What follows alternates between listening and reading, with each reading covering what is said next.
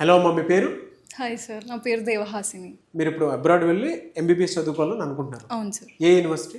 అకాకి సర్టలై, okay, ఎక్కడది? జార్జియాలో sir. అంటే బయట చాలా కంట్రీస్లో చాలా మంచి మంచి యూనివర్సిటీస్ కూడా ఉన్నాయి.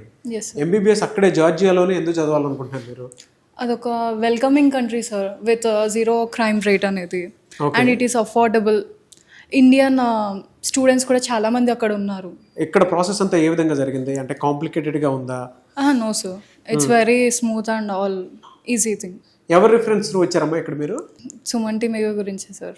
ఓ, సుమన్ టీవీ చూసే వచ్చారు. sir. అక్కడ అవకాశాలు ఏ విధంగా ఉంటాయి ఏంటనే దాని మీద కూడా అవగాహన కల్పించారా మీకు?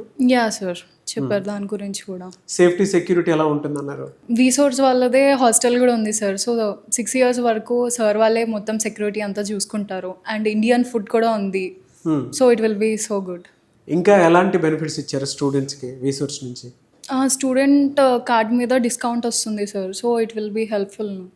ఓకే, స్టూడెంట్ కార్డ్ మీద డిస్కౌంట్ యా వస్తుంది. సార్. అది కూడా వీళ్ళే ప్రొవైడ్ చేస్తున్నారా? అది కూడా వీళ్ళే ప్రొవైడ్ ఓ, చేస్తారు. Very good, very good. ఎందుకు సార్ జార్జియా పంపించాలనుకుంటున్నారు మీరు ఎంబీబీఎస్ కోసం? జార్జియా అయితే సేఫెస్ట్ ప్లేస్. ఇంకేం చూసుకున్నారు?